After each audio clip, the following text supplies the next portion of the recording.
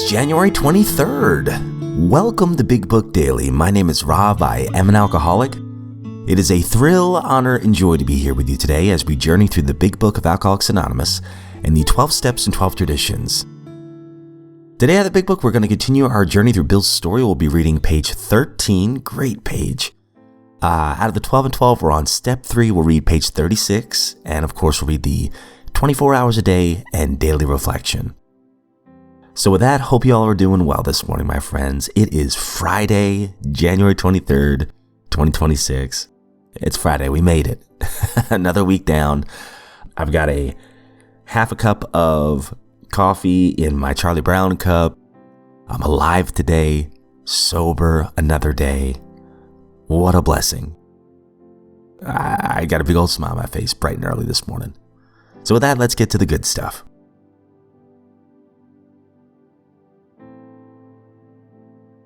Okay, if you recall from yesterday's reading out of the Big Book, it's been a huge moment for Bill here, seeing his friend, a miracle, sitting across the table from him, Ebby Thatcher, who's sober today. You know, he sees tangible evidence right here, even though he has conflicting feelings about religion and everything. But then his friend says something very interesting, and I apologize, I should have mentioned this yesterday. The friend says, "Why don't you choose your own conception of God?" And then the next line is, "That statement hit me hard. It melted the icy intellectual mountain in whose shadow I had lived and shivered many years. I stood in the sunlight at last." Here's step 2. It's only a matter of being willing to believe in a power greater than myself. Nothing more is required of me to make my beginning. I love this. I mean, gosh, the next 2 paragraphs are beautiful, but speaking of beautiful, let's read a little bit of page 13, and we will read, actually all of page 13, excuse me. "There I humbly offered myself to God, as I then understood him, to do with me as he would. I placed myself unreservedly under his care and direction.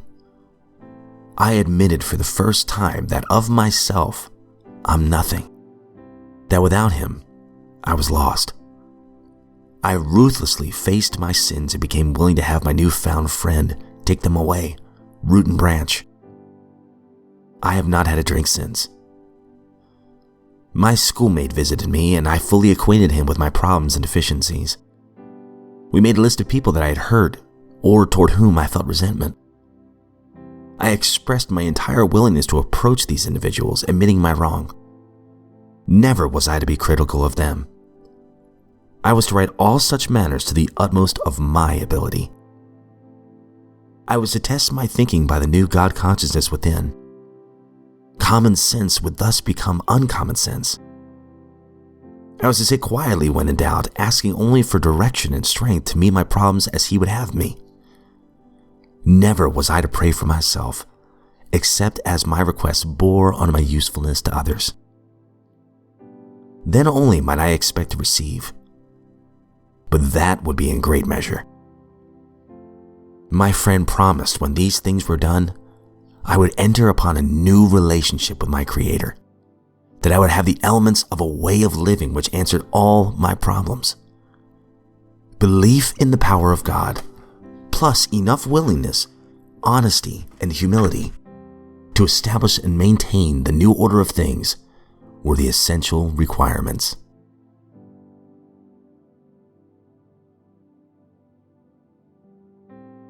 Out of the 12 and 12, we're on step 3.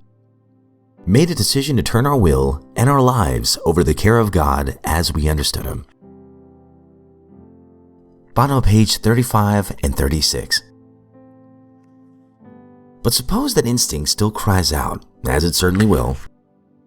Yes, respecting alcohol, I guess I have to be dependent upon AA. But in all other matters, I must still maintain my independence. Nothing is going to turn me into a non-entity. If I keep on turning my life and my will over to the care of something or somebody else, what will become of me? I'll look like the hole in the donut. This, of course, is the process by which instinct and logic always seek to bolster egotism and so frustrate spiritual development. The trouble is that this kind of thinking takes no real account of the facts. And the facts seem to be these. The more we become willing to depend upon a higher power, the more independent we actually are. Therefore, dependence, as AA practices it, is really a means of gaining true independence of the spirit. Let's examine for a moment this idea of dependence at the level of everyday living. In this area, it is startling to discover how dependent we really are, and how unconscious of that dependence. Every modern house has electric wiring carrying power and light to its interior. We're delighted with this dependence. Our main hope is that nothing will ever cut off the supply of current. By so accepting our dependence upon this marvel of science, we find ourselves more independent personally. Not only are we more independent, we're even more comfortable and secure. Power flows just where it is needed. Silently and surely, electricity, that strange energy so few people understand, meets our simplest daily needs, and our most desperate ones too. Ask the polio sufferer confined to an iron lung who depends with complete trust upon a motor to keep the breath of life in him.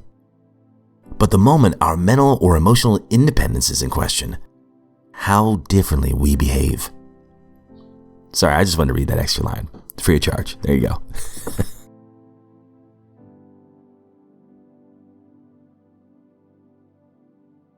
"24 hours a day, January 23rd. AA thought for the day. Alcoholics are people whose drinking got them into a blind alley. They haven't been able to learn anything from their drinking experiences. They're always making the same mistakes and suffering the same consequences over and over again. They refuse to admit they're alcoholic. They still think that they can handle this stuff. They won't swallow their pride and admit that they are different from ordinary drinkers. They won't face the fact that they must spend the rest of their lives without liquor. They can't visualize life without ever taking a drink. Am I out of this blind alley? Meditation for the day. I believe that God has all power. It is His to give and His to withhold. But He will not withhold it from the person who dwells near Him. It is breathed in by the person who lives in God's presence. I will learn to live in God's presence, and then I will have those things which I desire of Him: strength, power, and joy. God's power is available to all who need it and are willing to accept it. Prayer for the day. I pray that I may get myself out of the way so that God's power may flow in. I pray that I may surrender myself to that power.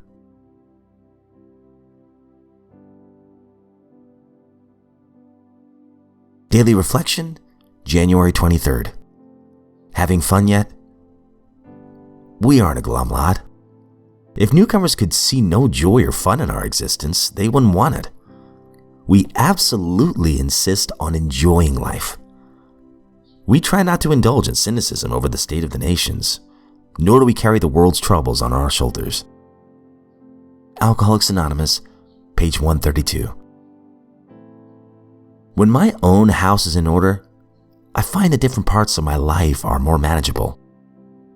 Stripped from the guilt and remorse that cloaked my drinking years, I am free to assume my proper role in the universe. But this condition requires maintenance. I should stop and ask myself, am I having fun yet?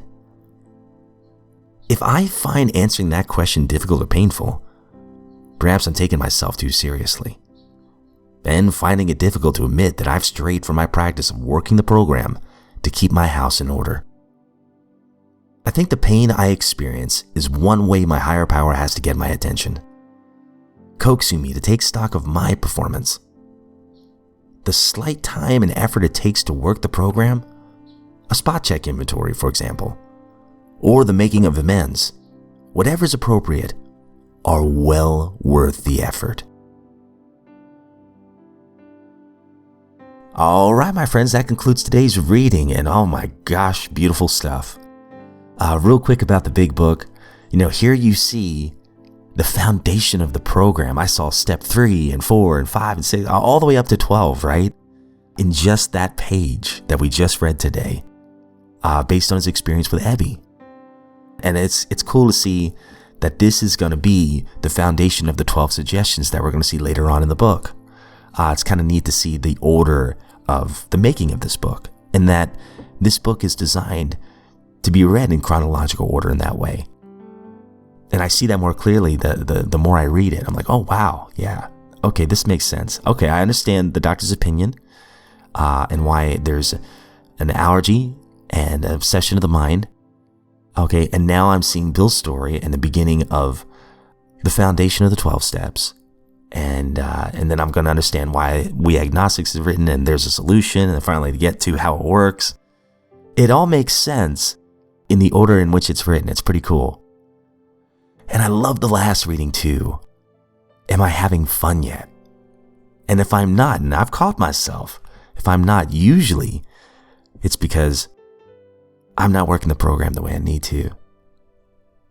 And when I say the program, all I mean is the 12 suggestions. And the 12 suggestions, that's not my higher power, at least for me, but it gives me a stronger relationship with my higher power. And when I have a stronger relationship with my higher power, I feel more peace and less worry. And as a matter of fact, a dear friend of mine at work gave me this little plaque. It's because we've tried to encourage each other over the years. And this little plaque says, "Be a warrior, not a worrier." And what's great is that the warrior part has really nothing to do with me so much as it is my dependence on my higher power. If I just realize my higher power is in control, and I'm not for most of these scenarios, try to live my best in this little frame of 24 hours, a life of integrity and peace, the worry eventually drifts away. And I can laugh at myself. Another dear friend of mine would always say, hey, if you want to know where to find the meeting in the building, just listen for the laughter. That's probably what the meeting's going to be. And it's true. You'll hear some people share some things. You're like, oh my gosh, I cannot believe they shared that in front of the whole group. But that is hilarious. And I can laugh at myself too. Oh my gosh, how sensitive I used to be. I still can be if I don't work the program. And just how clever I thought I was. And you can't see the air quotes that I'm putting up, but you know, some of the dumb things I did and can still do if my head's not exactly straight and my heart's not exactly straight. But anyways, I'm done rambling for today, guys. Thank you so much for listening. Thank you so much for always just the little comments on Spotify. I love reading those. The emails, hearing your sobriety stories, your experience, strength, and hope. It's always awesome to read that. And it's awesome to see, where this podcast is being streamed from. It's so neat to see my higher power kind of in work all around me. But if you'd ever want to share your experience, strength, and hope, please reach out, and I'd be honored to share your story on the show. Just make that known in the email, and I'll keep your anonymity intact. But if you are sober today, my friend, I hope you know that you're a miracle. And those who love you are very proud of you. And you can live a joyous life today, according to that reading. And if you're not sober, I hope you realize that you're a miracle as well. And that you're here for a reason, in my opinion. That's just my opinion. But you're here for a reason. And you are worthy of recovery. And I hope you realize that. And I pray you'll get the help you need today. And I almost forgot my disclaimer. As always, I don't speak on behalf of AA, NA, Al-Anon, any other sect, denomination. I'm just a friend that's Lifeboat Recovery. Really honored to be here. And if we're given another set of 24 hours, my friends, I sincerely hope to see you right back here tomorrow. Happy Friday, everyone.